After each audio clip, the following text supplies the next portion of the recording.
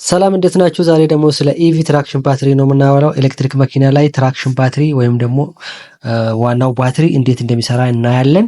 ስለዚህ አውቶቴክ ዊዝ አብርሽን ሰብስክራይብ፣ ሼር እና ላይክ በማድረግ ቤተሰብ ሁኑ። አውቶሞቲቭ ጋር የተያያዘ ቪዲዮዎች እንዲደርሳችሁ ማለት ነው። ቀጥታ ወደ ቪዲዮ። እሺ፣ ትራክሽን ባትሪ ማለት ሃይ ቮልቴጅ ከፍተኛ ቮልቴጅ ያለው ወይም ደግሞ ዋናው ባትሪ ማለት ነው። ብዙ ጊዜ ከመኪና ከስር በኩል ያለው ከሊቲየም አዮን ተሰራ ነው። ብዙ ጊዜ ሊቲየም አዮን ናቸው፣ ምክንያቱም እነሱ ላይት ዌይት ናቸው፣ ፓወርፉል እና ኤፊሽንት ስለሆኑ ሊቲየም አዮን ነው የሚጠቀሙት። እና ቮልቴጃቸው ደግሞ ከ200 ጀምሮ እስከ 800 ቮልት ድረስ ሆኖ ይችላል። እንደ መኪና ሞዴል ሃይ ካፓሲቲ ነው ያላቸው። ካፓሲታቸው ደግሞ የሚለካው ኤነርጂያቸው የሚለካው በኪሎዋት ፐር ሃወር ነው ማለት ነው። ስለዚህ በአጭሩ ትራክሽን ባትሪ ማለት ኤሌክትሪክ ኢነርጂ ለሞተር ሰጥቶ መኪና ለማንቀሳቀስ የሚያገለግል ማለት ነው። ትራክሽን ባትሪ እና አግዚላሪ ባትሪ ወይም ደግሞ አጋሽ 12 ቮልት ባትሪዋ ልዩነታቸው ምንድን ነው? ጥቅማቸውስ ምንድን ነው የሚለው ስናይ ትራክሽን ባትሪ ማለት ትልቁ ባትሪ ጎማ ለመንዳት በሞተሩ በኩል የሚያገለግል ነው። ስለዚህ ሞተሩን ድራይቭ ያደርግና ሞተሩ ደግሞ ጎማውን ነድቶ መኪናውን ለማንቀሳቀስ የሚያገለግልን ትልቁ ባትሪ ነው ማለት ነው። ስለዚህ የኃይል ምንጭ መኪና ለማንቀሳቀስ ግዴታ ትራክሽን ባትሪ ይሄው ትልቁ ባትሪ ያስፈልገዋል ማለት ነው። ስለዚህ የኃይል ምንጭ ነው ኤሌክትሪክ መኪና ላይ ትራክሽን ባትሪ ፓወር መኪናውን ለማንቀሳቀስ ፓወር ቢያገኘው ከሱ ከትራክሽን ባትሪ ነው ማለት ነው። ሌላ ምንድነው 12 ቮልቴጅ ባትሪ የትኛው መኪና ያለችው ባትሪ ናት። እሷም ደግሞ ብዙ ስራ ነው ያላት። ለኤሌክትሮኒክሶች የኃይል ምንጭ እሱ ነው ማለት ነው። ለምሳሌ እያንዳንዱን ብናይ አሁን ዶር ሎክ በሮ ለመክፈትም ለመዝጋትም በሪሞት ግዴታ እቺ 12 ቮልቴጅ ባትሪ ያስፈልጋል። እሷ ከሌለች በሪሞት መዝጋትም መክፈትም አንችልም ማለት ነው። ሌላኛው ምንድነው ዳይቦርድ ማብራት አለው። እንደምታዩት ችግር ካለ ኢንዲኬት የሚያደርግልን እሱ ዳይቦርድ ላይ ማብራቶች ያለሱ አይሰሩም ማለት ነው። እንደዚህም ደግሞ ኢንፎቴይመንቶች አሉ፣ ቪዲዮዎች፣ ጂፒኤስ ምናምን የምናይበት እሱም ያለዚህ አይሰራም ማለት ነው።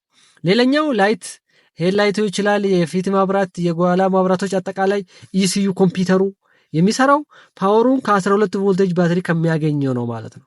እንደዚህም ደግሞ መኪናውን ለማስነሳት ግዴታ ያስፈልገዋል። ለምሳሌ 12 ቮልት ባትሪ የሞተ ቢሆን መኪናውን ማስነሳት ኦን ማድረግም አንችልም፣ ማስነሳትም አንችልም ማለት ነው። እንደዚሁ ሌላ ደግሞ ምንድነው ታይፕ ኦፍ ትራክሽን ባትሪ ነው። የትራክሽን ባትሪ አይነቶች እንየው። ሊቲየም አዮን ነው ብዙ ኮመን ኤሌክትሪክ መኪኖች ላይ ያሉት አሁን ተመራጭ ናቸው። በብዛት ኤሌክትሪክ መኪና ያሉት እነሱ ለምሳሌ ክብደታቸው አነስተኛ ነው፣ ሃይ ኤነርጂ ያላቸው፣ እንደዚህም ደግሞ ሪቻርጀብል ስለሆኑ ተመራጭ ናቸው ሊቲየም አዮኖች ማለት ነው። እንዴት ነው ባትሪው የሚሰራው? አሰራሩ እንዴት ነው የሚለው ካየነው ዱሪንግ ዲስቻርጂንግ ፖዚቲቭ አዮን ፍሮም አኖድ ቱ ካቶድ ፍሎ ያደርጋል። ምን ውስጥ? ኤሌክትሮላይት ውስጥ ከአኖድ ወደ ካቶድ ፍሎ ያደርጋል ማለት ነው። ዱሪንግ ቻርጂንግ ደግሞ ሊቲየም አዮን ፍሮም ካቶድ ቱ አኖድ ነው ፍሎ የሚያደርግ ሪቨርስ ማለት ነው። ስለዚህ ውስጥ ለማለፍ ግን ኤሌክትሮላይት ያስፈልጋል። ኤሌክትሮላይት ውስጥ ፍሎ ያደርገዋል ማለት ነው። ካቶድ ወደ አኖድ ዱሪንግ ዲስቻርጂንግ ደግሞ ተቃራኒ ነው የሚሰራው ማለት ነው። ኮምፖነንቶቹ ምናይ የሊቲየም አዮን ኮምፖነንት ምን አለው፣ ሊቲየም አዮን ላይ ምን ይገኛሉ የሚለው አንዱ ካቶድ ነው። ካቶድ ደግሞ ምንድነው? ከምንድነው የሚሰራው? ከሊቲየም ሜታል ኦክሳይድ ነው። ስለዚህ እሱ ለምንድነው የሚያገለግለው? ሊቲየም አዮኑን ስቶር ለማድረግ ነው። መቼ? ቻርጅ ሲደረግ ስቶር ለማድረግ ነው ማለት ነው። እንደዚሁም ደግሞ ሶርስ ኦፍ ሊቲየም ነው። ዱሪንግ ዲስቻርጂንግ ስቶሪ ያደርገውን ሲነዳ መኪናው ከሱ ውስጥ ነው የሚጠቀመው ማለት ነው። ሌላ ምንድነው? አኖድ ነው። ግራፋይት ካርቦን ነው ብዙ ጊዜ ኮመን ላይ የሚጠቀሙት። አኖድ ውስጥ ጥቅሙ ምንድነው የሚለው ካየነው ሊቲየም አዮን ስቶር ያደርጋል። መቼ? ዱሪንግ ዲስቻርጂንግ ስንጠቀም ማለት ነው። ስንጠቀም ሊቲየም አዮኑ ስቶር የሚያደርገው ማለት ነው። ሊቲየም አዮን ስቶር የሚያደርገው አኖዱ ነው ማለት ነው። አኖዱ ለዛ ነው የሚያገለግለን ማለት ነው። እንደዚሁም ደግሞ ሪሊዝ ይለቀዋል። አዮኑን ይለቃል። መቼ? ቻርጅ ሲደረግ አዮኑን ደግሞ ለመልቀቅ ያገለግለዋል ማለት ነው። ስለዚህ ጨዋታው ካቶድና አኖድ መሃል ላይ ኤሌክትሮላይት አለ። ስለዚህ በዛ መልኩ ነው የሚሰራው ማለት ነው። ሌላ ሰፓሬተር ነው። ሰፓሬተር በጣም ጥቅም አለው። ጥቅሙ ምንድነው? አኖድና ካቶድ እንዳይገናኙ ኮንታክት እንዳይፈጥሩ ነው። የሚገናኙ ከሆነ ሾርት ሊፈጠር ስለሚችል ሁለቱም አኖድ እና ካቶድ ሰፓሬት አድርጎ ለማጠበቅ ያገለግላል ማለት ነው። ፖሊመር ሰፓሬተር ማለት። ሌላኛው ኤሌክትሮላይት ነው። እሱም ያለው ሊቲየም ሳልት ኢንሶልቨንት ነው ውስጥ ላይ ያለው ብዙ ጊዜ ኮመንሊ። እሱ ደግሞ ጥቅሙ ምንድነው? ሊቲየም አዮን ከአኖድ ወደ ካቶድ እንዲያልፍ መስመር ነው። ኤሌክትሮላይት ነው፣ በቃ ውስጥ ላይ ነው ፍሎ የሚያደርገው። ሌላ ምንድነው? ኬዚንግ ነው። ኬዚንግ ከቨሩ ማለት ነው። ከሃርድ ማቴሪያል ነው የምትሰራው። ባትሪ እንዳይጎዳ ሸፍኖ መከላከል ነው። በቃ አደጋ እንዳይደርስበት ባትሪ ፕሮቴክት ማድረግ ነው ማለት ነው፣ ኬዝ ስለሆነ። ሌላ ምንድነው? ባትሪ ሴል ነው። ባትሪ ሴል ምንድነው? አንድ አኖድ አለው፣ አንድ ካቶድ፣ እንደዚሁም ደግሞ ሰፓሬተር እና ኤሌክትሮላይት አለው። ስለዚህ አንዷ ሴል ምን ያክል ታመነጫለች? ከ3.6 እስከ 3.8 ታመነጫለች ማለት ነው። ሌላ ሞጁልስ ነው።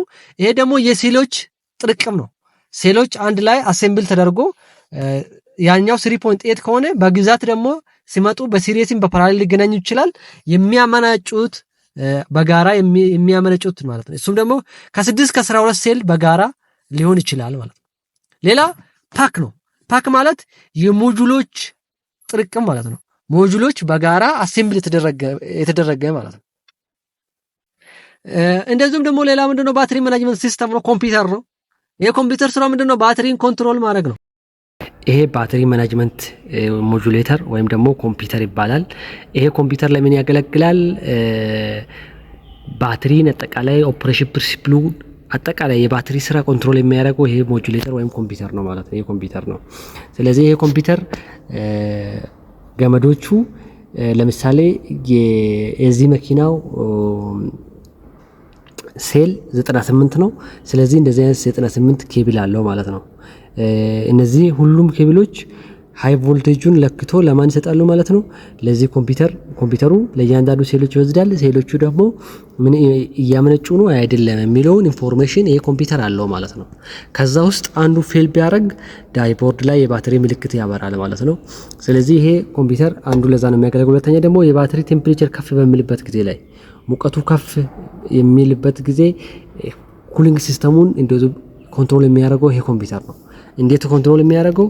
ቴምፕሬቸር ሴንሰር አለ ባትሪ ላይ። ያ ቴምፕሬቸር ሴንሰር ከኮምፒውተሩ ኢንፎርሜሽን ኮምፒውተሩ ከቴምፕሬቸር ሴንሰር ይወስድና ኩሊንግ ሲስተሙን ኮንትሮል ያደርጋል ማለት ነው። ስለዚህ ለዛም ያገለግላል ኮምፒውተር። እንደዚሁም ደግሞ ፓወር ሃይ ቮልቴጅ ሲስተሙ ከባትሪ ወደ ሌላ ሲስተም እንዳያልፍም እንዳያልፍም የሚያደርገው ይሄ ኮምፒውተር ነው ኮንትሮል የሚያደርገው።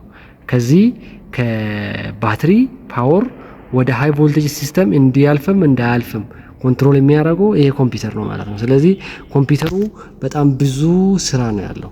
ይሄ ኮምፒውተር ባትሪ ማኔጅመንት ሲስተም ይባላል። ሴንሰሮቹ ደግሞ ባትሪ ቴምፕሬቸር ሴንሰር አለ፣ ሌሎች ሴንሰሮቹም አሉ። ከነዚህ ያገኘና እያንዳንዱ ላይ ያገኘውን ኢንፎርሜሽን ወስዶ ኮንትሮል ያደርጋል ማለት ነው። እስቲ አሁን ደግሞ ትራክሽን ባትሪ ላይ ባትሪ ማኔጅመንት ሲስተም በኮምፒውተር በመጠቀም እንዴት አናላይዝ እንደምናደርግ እንየው። እዚህ ጋር እንደምታዩት ባትሪ ማኔጅመንት ሲስተም አለ። እዚህ ውስጥ ገብተን አናላይሲስ እንሰራለን ማለት ነው። ስለ ባትሪ ማኔጅመንት ሲስተም አጠቃላይ ስለ ባትሪ ማለት ነው። እሺ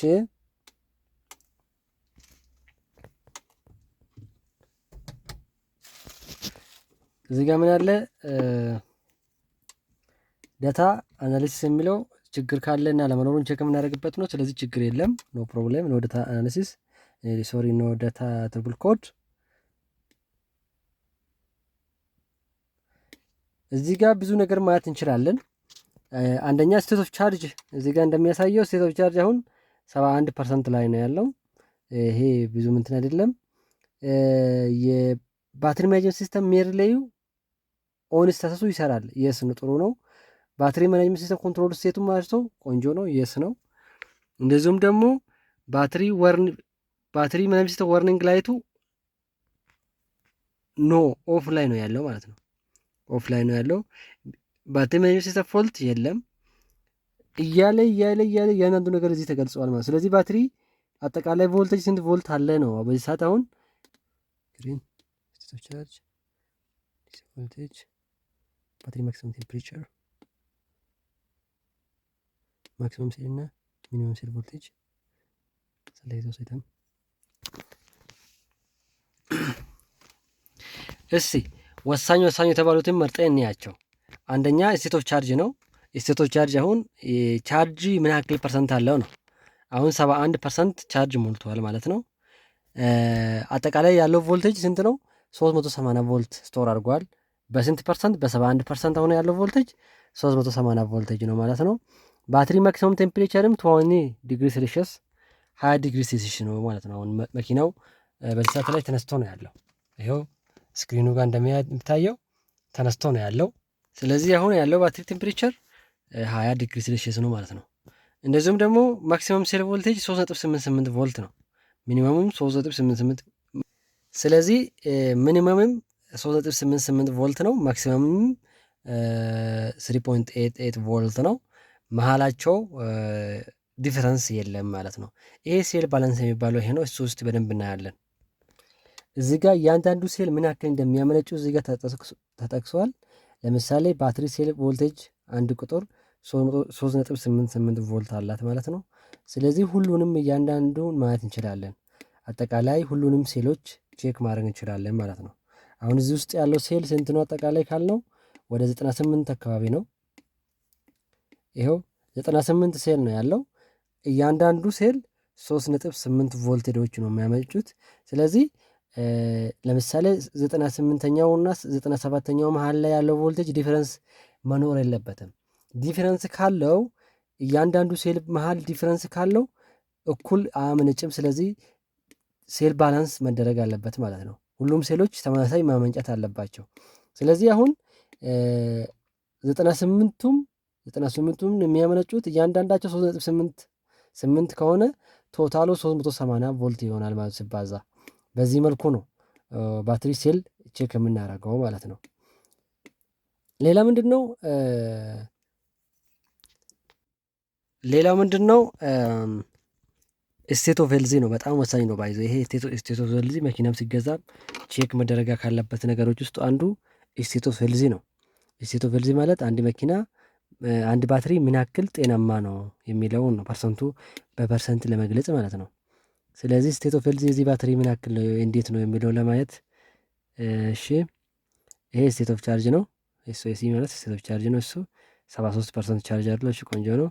ስቴት ኦፍ ሄልዚ እንፈልግ። ስቴት ኦፍ ሄልዚ ይኸው እዚህ ጋር ስቴት ኦፍ ሄልዚ እቺ ማለት ነው። ሰሌክት እናድርጋት እስቲ። ስቴት ኦፍ ሄልዚ እንምረጥ። ይሄው ስቴት ኦፍ ሄልዚ ለብቻ መርጫለሁ። ስቴት ኦፍ ሄልዚ ኖ ፕሮዳክት ስታንዳርድ ነው። በጣም ቆንጆ ነው። 100% አሪፍ ነው እስካሁን ድረስ ይሄ ባትሪ።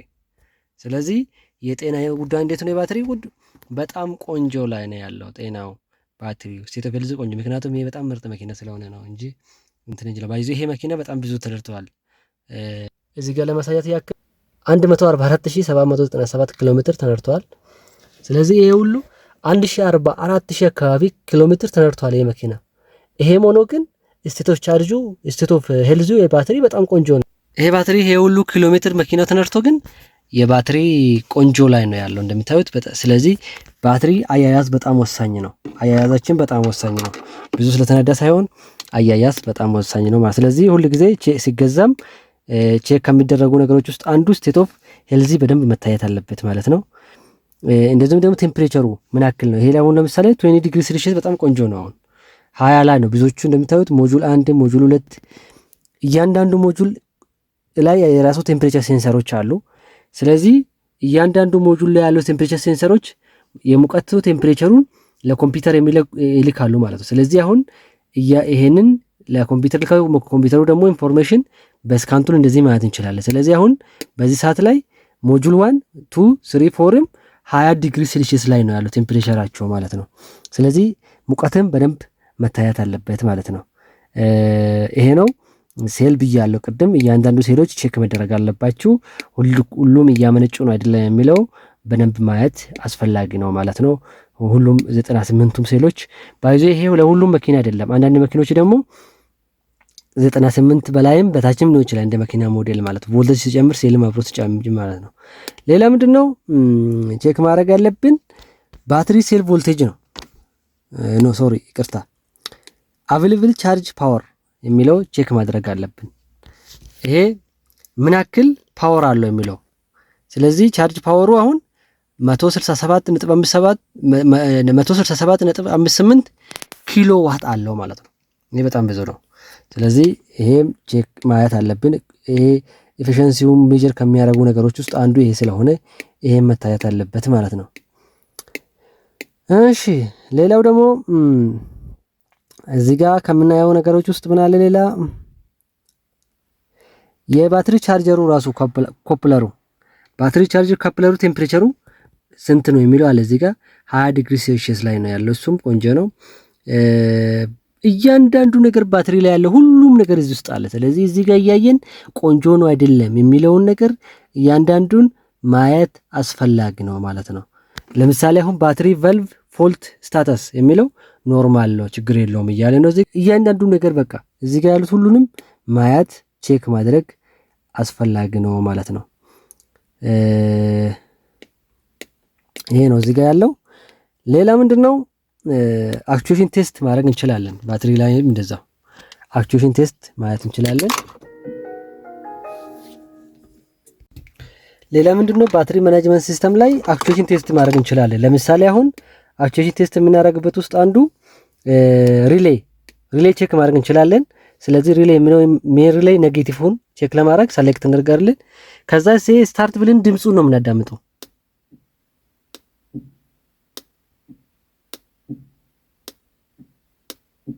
ስለዚህ ጓ የሚል ድምጽ አለ ካሰማችሁ አላቅም። ስለዚህ ይሄ ይሰራል ማለት ነው። ስለዚህ ጓ የሚል ድምጽ አለው። ስለዚህ ይሰራል፣ ሜን ሪሌይ ኔጌቲቭ ይሰራል ማለት ነው። እንደዚሁም ፖዚቲቭም እያንዳንዱን ቼክ ማድረግ እንችላለን። ይሄን ቴስት ስናደርግ ግን ቁልፋችን ኦን ላይ ነው ማድረግ ያለብን እንጂ ስታርት ላይ ማድረግ የለብንም መኪናውን። ፕሪቻርጅ ላይ ቴስት ለማድረግ አሁንም ደግሞ እንደዛው ይሄው ሰሌክት እናደርገዋለን። ከዛ ድምጽ አለው ከሰማችሁ ቋ የሚል አለ። ስለዚህ በዛ መልኩ ቴስት እናደርገዋለን ማለት ነው። ይሄንንም ፖዚቲቭ ካለ ፖዚቲቭ እንደዚህ እናደርጋለን። ሜን ሪሌይ ኔጌቲቭ፣ ፕሪቻርጅ ሪሌይ፣ ኩክ ሪሌይ፣ ኩክ ቻርጅ ሪሌይ ፖዚቲቭ። እስቲ ይሄን ነው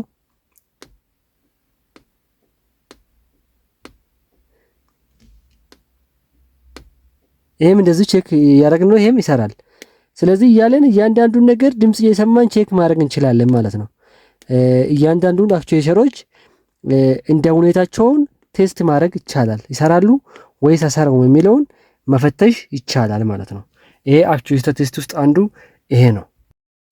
ሌላ ለትራክሽን ባትሪ ሊደረግለት የሚገባ እንክብካቤ ነው። አንዱ ምንድነው ኦቨርቻርጅ አለማድረግ ነው ከ80% በላይ። ሌላኛው ምንድነው ከ20 በታች እንዳይወርድ። ከ20 በታች ከወረደ ጥሩ አይደለም ለባትሪው። እንደዚሁም ደግሞ ሁሉ ጊዜ ፋስት ቻርጅ አለመጠቀም፣ እሱም አንዱ ጥቅም አለው ማለት ነው። ሌላ ምንድነው ትክክለኛ የሆነ ቻርጀር መጠቀም፣ የራሱ የሆነ ቻርጀር መጠቀም፣ እሱም አንዱ መጠቀም ያለብን ነገር ነው። ሌላ ምንድነው ሌቭል 1 ሌቭል 2 ቻርጀር ብንጠቀም ጥሩ ነው። ሌቭል 1 እና ሌቭል 2 ቀስ ብሎ ቻርጅ ሲያደርግ አደጋም ብዙም ባትሪ የመቆየት እድሜው እየጨመረለት ይሄዳል። ስሎ ቻርጂንግ ተመራጭ ነው ለኤሌክትሪክ መኪና፣ ምክንያቱም የሚሰጠው ኃይል ትንሽ ስለሆነ ሙቀትም ብዙም አይደለም።